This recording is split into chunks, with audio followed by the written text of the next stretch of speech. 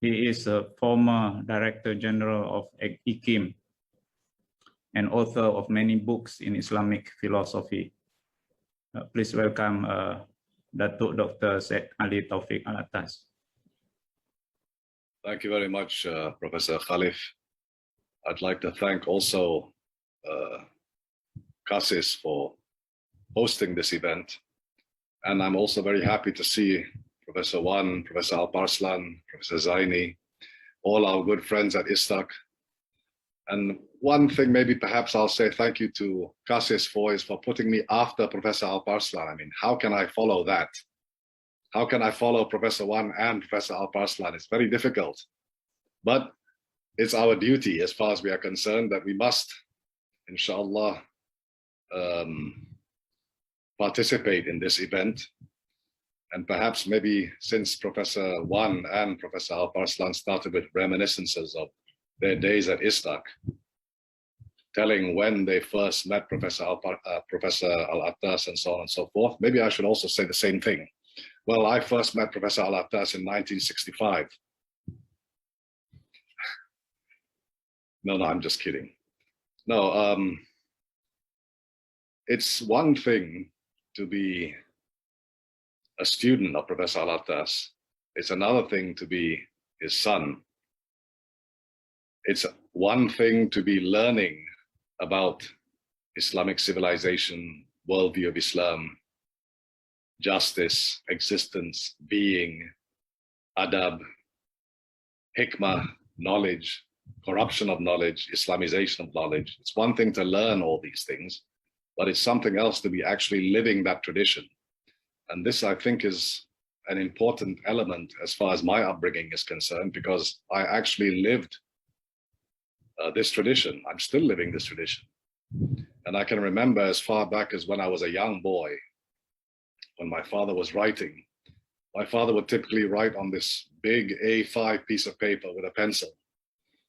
And whenever he'd finish writing one page, he would call me up to his study, this room I'm sitting in now, and he would sit me down and he would read from what he had written. And from there, I'm talking about when maybe I was 8 or 9 years old.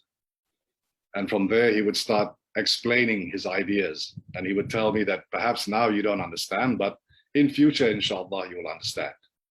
Of course, it's true. But those pearls of wisdom when I was young, it impacted me in such a way that I still remember them and I still understand what he was trying to accomplish. And all his students who have come to visit him at this house when I was here, I mean, I still remember all of them who have become quite significant members of the society, some of his more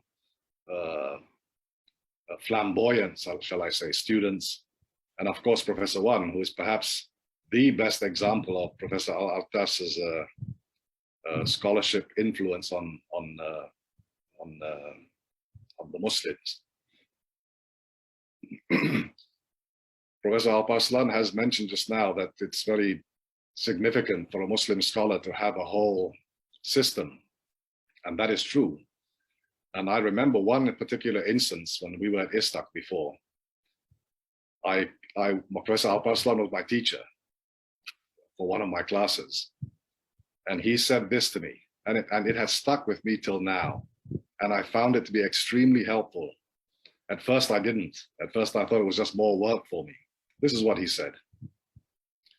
Professor Alparslan said, if you really want to understand something, if you want to understand someone's writing, see if you can read the thing, the book, and try to summarize it in a paper, maybe a 15-page, 20-page paper. Having done that, you take that paper and see if you can summarize it into a page. Having done that, see if you can summarize it into a paragraph. Having done that, see if you can summarize it into a sentence. And having done that, see if you can summarize it into one word. If you have done so successfully and truthfully and correctly, that shows that you have understood. Now, why I tell this story is this.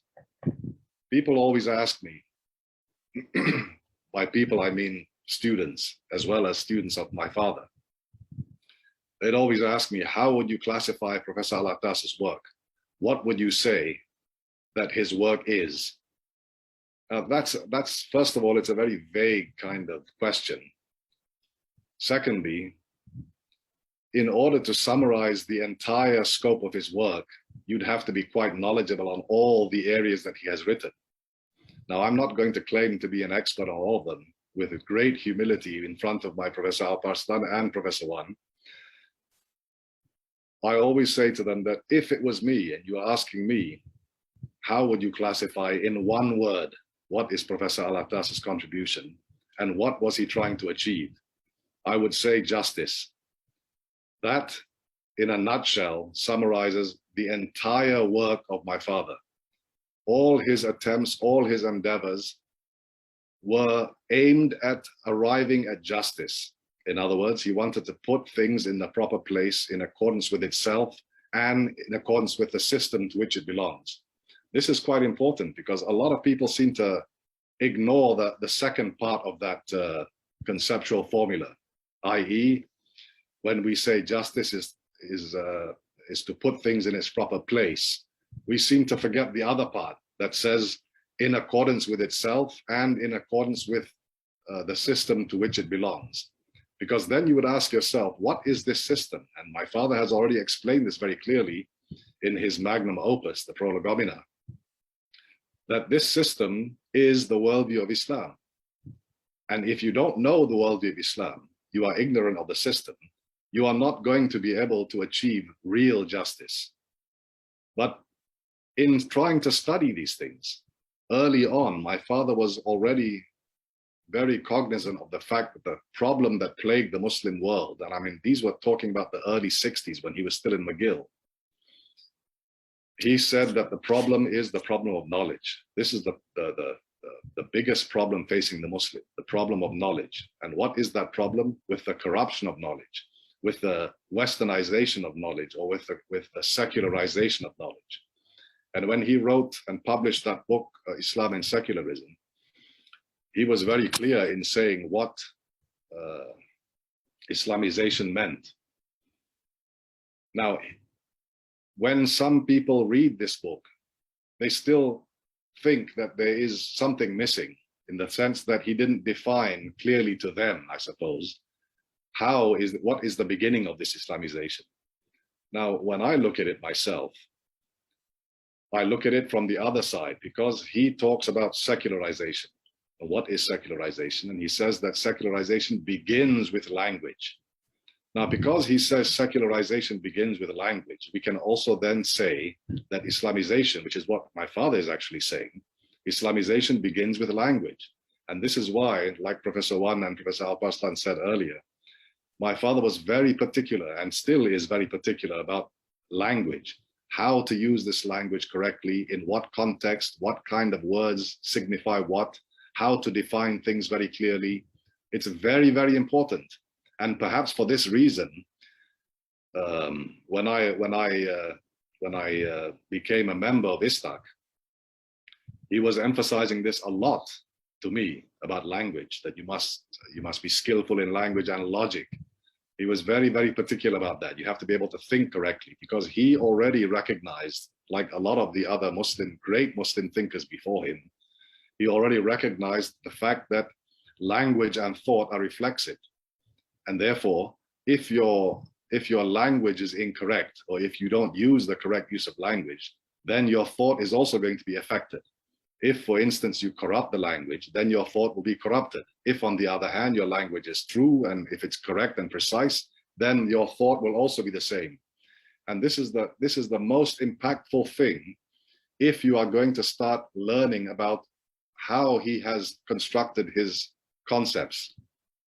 You have to start with language, and you have to be able to know the proper place of this language in this worldview. I think Professor Wan and Professor Alparslan will both agree with that. Now, there's another thing that perhaps needs to be said, I think. It's one thing to say that someone is a great scholar and someone has discovered this and discovered that. Yes, that is all true. But there's another element to that as well, and that is the rediscovery. And that is something that is extremely difficult to do. For someone like my father, he has rediscovered a lot of things which had remained latent and which has not been brought to the surface for perhaps hundreds of years. And this is one of the contributions that he has made in all of his writings. I mean, that Prolegomena to the Metaphysics of Islam, what we refer to as the magnum opus, is in fact, before it was published by Istak under that title, it has already been ever present in my father's mind the whole time, since he started writing in the 60s or even in the 50s, perhaps. All of his work up till that point was to try to explain gradually about the religion of Islam and the worldview of Islam, about justice, about the nature of man, about adab, about knowledge. And it culminated in this Prolegomena to the Metaphysics of Islam. So, if we had said just now that justice is perhaps the central theme of his writings, I will also say that what Professor Al-Attas and Professor Wan had mentioned earlier about adab is also another huge concept and a huge contribution towards justice, towards achieving this justice. And the fact that the Muslims have had this problem of loss of adab, and they've had this for so long, it bears testament to how he has, again,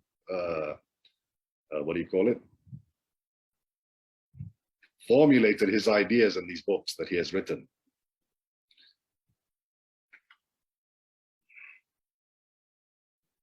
If we want to look at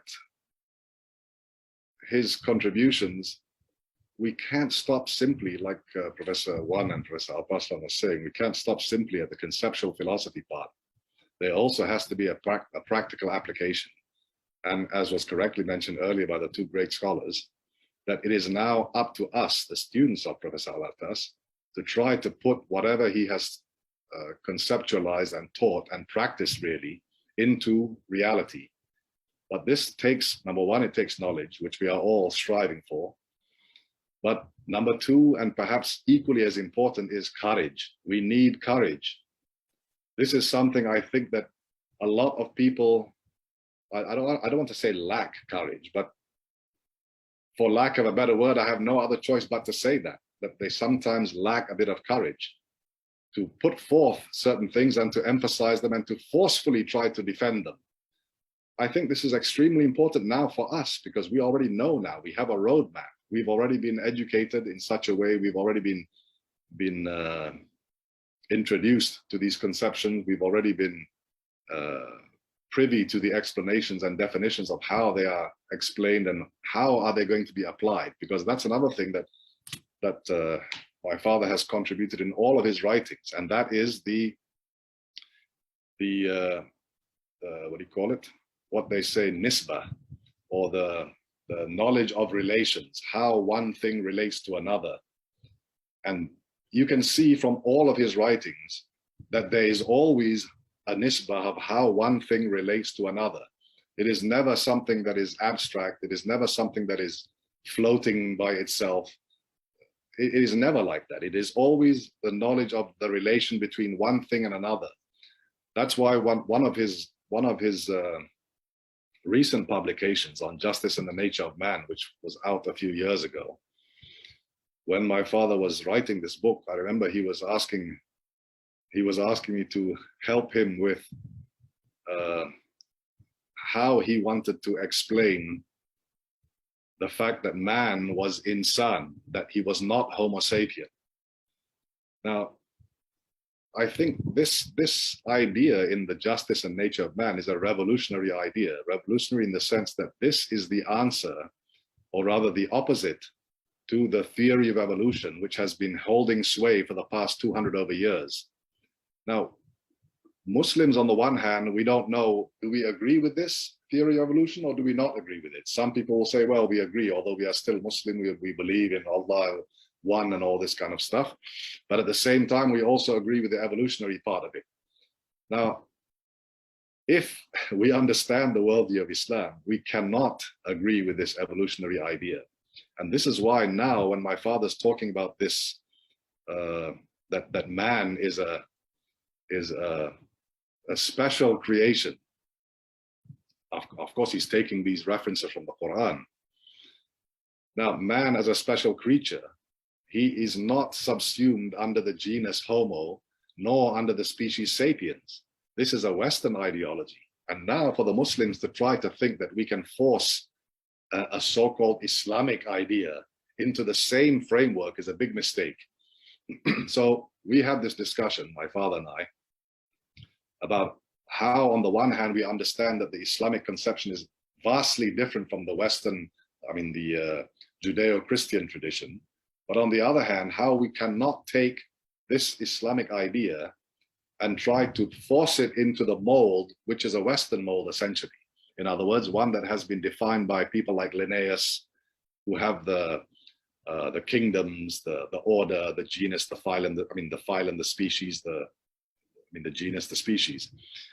That we don't agree with this, although it's a useful classification tool, but we don't agree with this. And this is what this book on justice and the nature of man has tried to introduce, that we are not a species. In other words, we are not belonging to any kind of genus, that we ourselves are a new creation, a special creation, and therefore we are, if we were to use the same kind of classification system, we are a kingdom of ourselves, a kingdom on our own. This kind of thing has never actually been said since the theory of evolution. This is already about 200 years old now. Nobody has ever said this except now. And yet, this is also the introduction to a curriculum, or a new curriculum of education, like Professor al-Attas was talking about just now. What to teach when it comes to man, or insan. And now we can see from this book on justice and the nature of man that we now have an opportunity to create a new curriculum to teach the nature of man in sciences, for instance, in the sciences. This is a new opportunity for us, and we should be grabbing this opportunity to, in other words, to develop a new curriculum. And that's not the only thing. This idea of man being a special creation and that he is not part of a species or a genus, that's only one of the ideas introduced in that work. One of the other also equally important ideas is the age of mankind. That one also is a very important idea, because otherwise we will be thinking that there is no beginning. If we are now thinking like a lot of the confused commentators, modern day commentators, the modernists, who pretend that Adam himself is not really an individual, but a metaphor for mankind, then, as my father rightly pointed out, and he has said this to me, in fact, he told me this last night, he said, if you think that Adam does not exist, or that Adam just means mankind, therefore there is no beginning point, and therefore you can keep going further and further and further back, and then there's no end to it. But there has to be a beginning point. And that's the same with knowledge. If you want to gain knowledge, you have to begin somewhere at a beginning point. Now, when it comes to this, like the age of mankind, we have to start with Adam, as far as the Muslims are concerned. And when we start with Adam, in order to know how old is man, what is our nature, who are we, and how that knowledge relates to the worldview itself and relates to all the other conceptual philosophies, it's an extremely important idea. We have to understand when or how old we are. I think that also has a great opportunity for us now to start rewriting some of the elements of history. Because as another thing that my father likes to emphasize, on the one hand, when it comes to knowledge, of course, is that there is that Zahir element and the Batin element. Now, when it comes to history, my father always likes to likes to emphasize this point, that we are not really that concerned about the Dhahir element as much as we are with the Batin element of history. But there's one other element that we don't seem to be that much aware of, and that is the how-ness of history. It doesn't mean how something happened. What he means is how that history is written, because that is going to influence knowledge, how history is written. And as you can see from our world today, sometimes our scholars are too, let's say, subcontinent centric. And is this correct or not? I think it is not correct. I think we need to really understand how this history has been written and try to come to an understanding to correct it, to correct these mistakes. I don't want to take too much time. Already we have 20 minutes already. Anyway, I'm just so thankful and so happy, and I'm sure my father is as well, and he sends salams to all of you, and he's very grateful for all of you for having this symposium. And I hope that it will be of benefit to the youth and the younger generation to come. I myself now, I mean, we still think of ourselves as young men, Professor Al-Paslan, myself, Professor Wan, all of us. We are young at heart, young in the mind, but gradually we also have to recognize that we are not getting younger. I mean, we know this, but our hopes are also in the next generation that comes after us.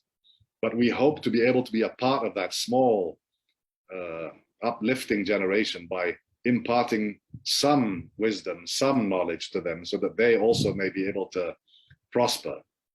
It's very difficult, I know, especially with today's world. It's extremely difficult. There's a lot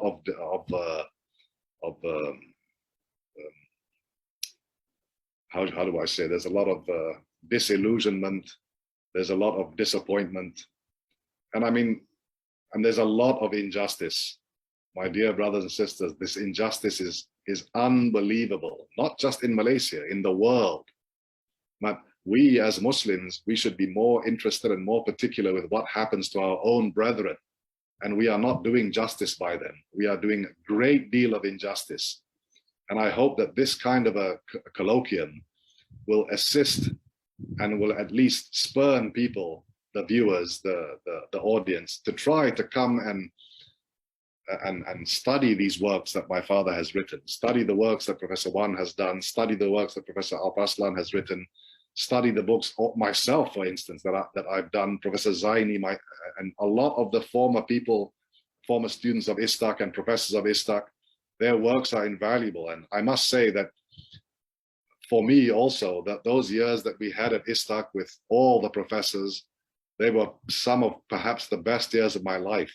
It was really a great learning experience, even though at the time, sometimes you didn't think it was. But as I said before, being the son is different from being just a student. You have to have special attention. And I use those in inverted commas. And Professor Al-Paslan knows exactly what I mean by special attention. So it is a difficult time. I understand that. We have suffered a great injustice, but we need to be courageous. We need to stand. We need to stand for what's right. We need to say things that are difficult to say, but need to be said. If there is this corruption of knowledge which is happening, I mean, like wildfire, it's ridiculous. People who are not qualified to talk, they are given the platform. We should not allow this. We should rebel against that. We should allow the real scholars, the ones who really know. We should really go and seek out people like my father, who I can safely say he really does emulate what the ulul albab really are. That's what he is, as far as I'm concerned, of course. And I'm privileged to be his son. I'm privileged to be his student as well. And I'm privileged to have such friendship and the great company of Professor Wan, Professor Al-Paslan, Professor Zaini, and all the colleagues at ICLIF. So I think maybe perhaps I should stop here now, but I thank you all again. And again, on behalf of my father as well, please, our warmest salams and our prayers to you all for safe and what do you call it? Happy life, inshallah. Thank you.